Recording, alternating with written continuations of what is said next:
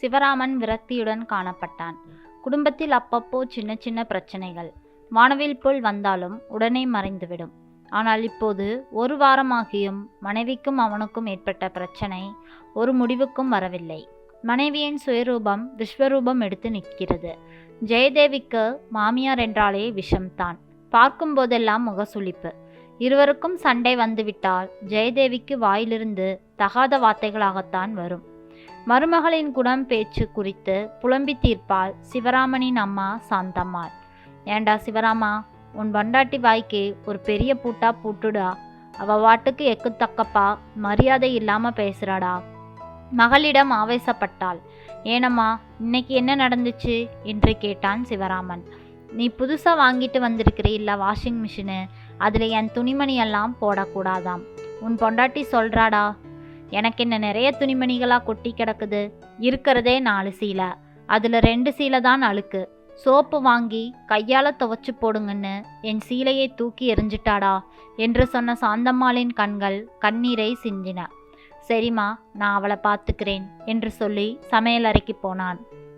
இது குறித்து மனைவியிடம் கேட்டதற்கு, வாஷிங் மிஷினில் அளவுக்கு அதிகமாக துணிகளை போடக்கூடாது, 2 சீலை தானே, கையால் துவைத்து போட்டுக்கிட்டா என்னவாம். இதை சொன்னதில் என்ன குத்தத்தை கண்டுட்டீங்க நீங்கள் என்றாள் ஜெயதேவி. ஏய், அம்மாவுக்கு ரொம்ப வயசாகிடுச்சு, அவங்களால துவைக்க முடியாதுன்னு தானே இந்த வாஷிங் மிஷினையே வாங்கிட்டு வந்தேன்.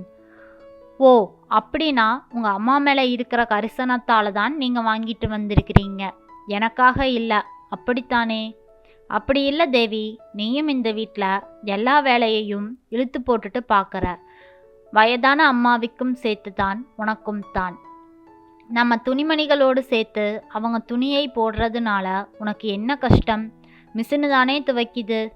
சரி சரி, எனக்கு சூடாக ஒரு கப்பு காப்பி கொண்டு வா என்று சொல்லி அறைக்கு வந்து நியூஸ் பேப்பரை எடுத்து படிக்க ஆயத்தமானான்.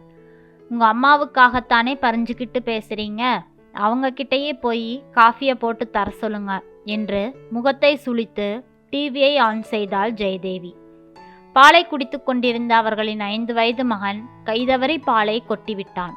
இதை பார்த்ததும், சனியன் போதா குறைக்கு இது வேற என தலையில் கொட்டினாள். வழியில் அவன் சத்தம் போட்டு அழுதான். அதையும் பொருட்படுத்தாமல் மூச்சிறைத்தபடி வெறுமனே டிவியை பார்த்தாள்.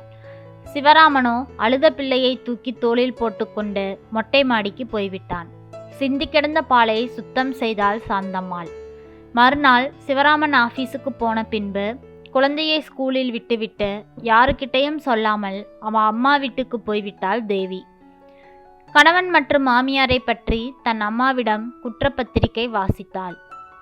அம்மா, அவர் அவங்க அம்மா பேச்சைத்தான் கேட்குறாரு, என்னை மதிக்கிறதாகவே இல்லை. குடும்பம்னா அப்படி இப்படி தாண்டி இருக்கும், நாம தான் கொஞ்சம் அனுசரித்து போகணும் என்றாள் தேவியின் அம்மா. இதுக்கு மேலேயும் நான் அனுசரித்து போகணுமா? நான் எம்எஸ்சி பிஎட், அவரு வெறும் +2 தான். எனக்கும் அவருக்கும் கொஞ்சம் கூட படிப்பே மேட்ச் ஆகலை. நான் அனுசரித்து போகலையா? தேவி, அனுசரித்து போகிறதுக்கு படிப்பு ஒரு விஷயமே இல்லை. மாப்பிள்ளைக்கு தங்க குணம், அவரோட குணத்திற்காகத்தான் படிப்பு அந்தஸ்து பார்க்காம அவருக்கு உன்னை கட்டி வச்சோம். இந்த படிப்பு விஷயத்தை பெருசாக்கி உன் வாழ்க்கைக்கே உழை வச்சுக்காதடி என்று அட்வைஸ் செய்து சமாதானப்படுத்த முயன்றாள் அம்மா. போமா நீ, அப்படி ஒரு ஈகோ எனக்கு இருந்திருந்தா நீங்கள் ஒரு பேரனை பார்த்துருக்க முடியுமா? நான் வாளா வெட்டியா வீட்டுக்கு வந்திருக்கணும். அப்படியெல்லாம் இல்லடி, நீ உன் புருஷனை புரிஞ்சுக்கணும். காலையில் வேலைக்கு போகிறவர் என்னைக்காவது லேட்டாக வந்திருக்கிறாரா? இல்லை குடிச்சிட்டு வந்து தான் உன்னை அடித்து கொடுமைப்படுத்துகிறாரா? சில ஆம்பளைங்க மனைவி மீது பாசம் இருக்கிற மாதிரி நடிச்சுட்டு மற்ற பொம்பளைங்க கூட எல்லாம் ஊர் சுற்றுவாங்க. மாப்பிள்ளை அப்படி செய்கிறாரா? உன் முந்தானைக்குள்ளே சுருண்டு கிடக்கிற மனுஷனை ஏண்டி அடிக்கடி குத்தம் சொல்கிற? நீ சொல்கிறது சரிதாம்மா, ஆனால் வீட்டில் ஒரு கிழவி இருக்குதே, அதைத்தான் என்னால் பொறுத்துக்கவே முடியல. எங்கேயும் போய் தொலையவும் மாட்டேது. சரி சரி, ஸ்கூல் விடுற நேரமாச்சு, பையனை கூட்டிகிட்டு வீட்டுக்கு போ.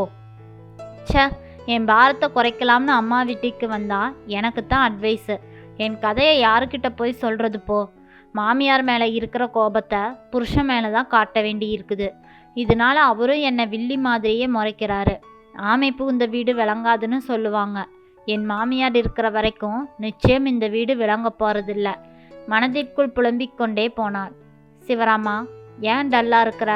அலுவலக நண்பன் கார்த்திக் கேட்டான். ஒண்ணுமில்லடா, சமாளித்தான் சிவராமன். டேய், நானும் ஒரு வாரமா பார்க்குற, பிரேக் டைம்ல எங்க கூட வர்றதில்ல. தனியா வர, தனியா போற. என்னடா பிரச்சனை உனக்கு என்று கேட்டான் கார்த்திக். எல்லாம் ஃபேமிலி மேட்ரு தான்டா. ஆஃபீஸுக்கு வந்தா டென்ஷன், பரபரப்பு. வீட்டுக்கு போனா பொண்டாட்டியோட தொல்லை. இந்த ரெண்டுக்கும் மத்தியில் நான் படுற அவஸ்தை இருக்குதே, ரொம்ப கொடுமடா. எங்காவது கண்காணாத இடத்துக்கு ஓடி போயிடலாம்னு தோணுது. சொல்லும் பொழுதே கண்கள் சிவந்து கண்ணீர் கசிந்தது சிவராமனுக்கு. நீ எதையுமே சுலபமாக எடுத்துக்குவியே, என்னடா பிரச்சனை சொல்லு என்றான். சிவராமன் விஷயத்தை சொன்னான். இதுக்கு போயாடா கவலைப்பட்டுக்கிட்டு இருக்கிற? நான் சொல்கிறபடி செய்யே, அப்போ உன் மனைவி நடந்துக்குவாங்க பாரு. யோசனையை சொல்ல ஆரம்பித்தான் கார்த்திக். சிவராமன் மாலை வீட்டுக்குள் வந்ததும் வராததுமாக, தேவி, நீ சீக்கிரமாக ஏதாவது ஒரு ஸ்கூலுக்கு வேலைக்கு போக பாரு. என்னோட ஒருத்தன் சம்பாத்தியத்தில் குடும்பம் நடத்துகிறதே ரொம்ப கஷ்டமாக இருக்குது என்றான். ஏங்க திடீர்னு என்னை வேலைக்கு போக சொல்கிறீங்க? அதான் சொன்னேனே, வருமானம் பத்த மாட்டேதுன்னு. ஜெயதேவி அவனை முறைத்து பார்த்தாலும் யோசித்து பார்த்ததில் அவன் சொல்வது சரின்னு பட்டது. தன் பையன் படிக்கும் பள்ளியிலேயே பயோடேட்டாவை கொடுத்தாள். நிர்வாகம் ஏற்றுக்கொண்டது. 10 நாட்களுக்கு பின் பள்ளியில் சேர்ந்தாள். வேலைக்கு போன பின் அவள் மாறிவிட்டாள். 24 மணி நேரமே அவளுக்கு பத்தாது என்ற நிலையில் மாமியாரிடம் சண்டை போடவே நேரமில்லை அவளுக்கு. கிட்டத்தட்ட 1 மாதத்துக்கு பின் பள்ளியில் மதிய உணவு இடைவேளையின் போது, இன்னைக்கு ஏன் ரமா டீச்சர் வரல என ஒருத்தர் கேட்டார். அவள் ஹஸ்பண்ட் கூட சண்டை. நேத்திக்கு அவள் புருஷன் குடிச்சிட்டு வந்து தகராறு செஞ்சிருக்காரு. இவ தட்டி கேட்டதுக்கு அவளை அடிச்சிட்டாராம். அதனால தான் இன்னைக்கு லீவு என்று சொன்னாள் தமிழ் டீச்சர்.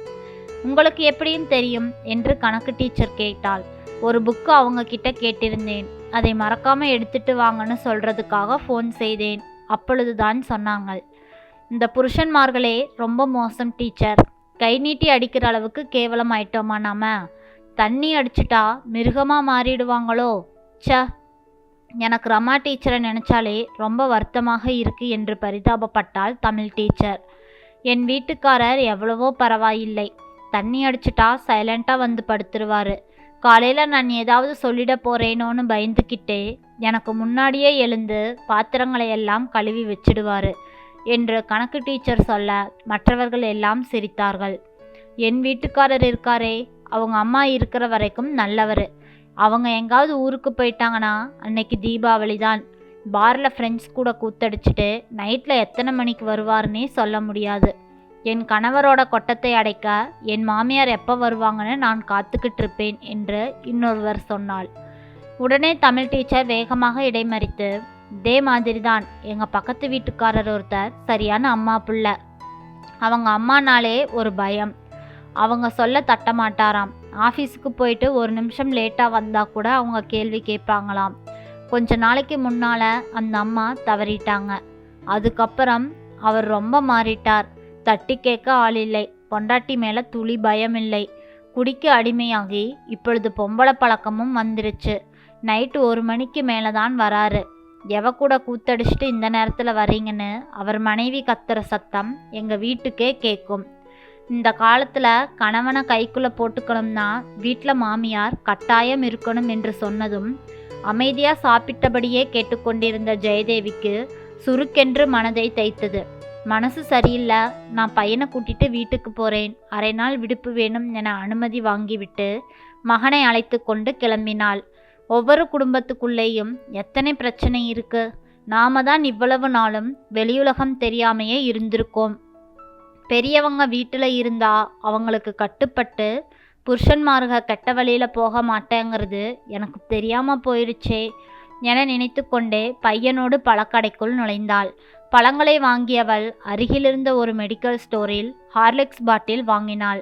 அம்மா, இதெல்லாம் யாருக்காக வாங்குறோம் என்று பையன் கேட்டான். உன் அப்பத்தாவுக்குத்தான். அவங்க எந்த நோயும் இல்லாமல் 100 வருஷம் வாழணும் தங்கம் என்றாள் ஜெயதேவி. மனைவியின் மாற்றத்தை அறிந்த சிவராமன் நண்பனை போனில் தொடர்பு கொண்டு, பொண்ணுங்க 4 சுவத்துக்குள்ளே முடங்கி கிடக்காம வெளியில் போய் 4 விஷயத்தை தெரிஞ்சுக்கிட்டாதான் குடும்பத்துக்குள்ளே வரும் பிரச்சனைகள் தீருங்கிற உன்னோட யோசனைக்கு ரொம்ப நன்றி என்றான். வீட்டிற்கு வந்த மருமகள் தனது மாமியாரை கவனிக்கத் தொடங்கினாள். ஜெயதேவியின் மாற்றத்தைக் கண்டு வியந்தாள் அவளின் மாமியார் சாந்தம்மாள். ஆமாங்க, நிறைய குடும்பத்தில் இப்படித்தான். மருமகள்கள் மாமியாரை ஒரு சில நேரத்தில் வில்லியாகவே மாறிவிடுகிறார்கள். வெளி உலகத்தையும் நாம் அறிவோம். நாம் குடும்பத்தில் நடக்கும் பிரச்சனைகள் மட்டும் நமக்கு பெரியதாக இல்லை. அதைவிட பெரிய பிரச்சனைகள் எல்லாம் வெளியுலகத்தில் நடந்து கொண்டுதான் இருக்கின்றன. பெரியவர்களை பாதுகாப்போம், குடும்பத்தை சந்தோஷமாக வழிநடத்துவோம். நன்றி. இந்த கதை பிடிச்சிருந்ததுன்னா மறக்காமல் லைக் பண்ணி நம்ம சேனலை சப்ஸ்கிரைப் பண்ணிடுங்க. நாளை வேறொரு கதையில் சந்திக்கலாம். நன்றி.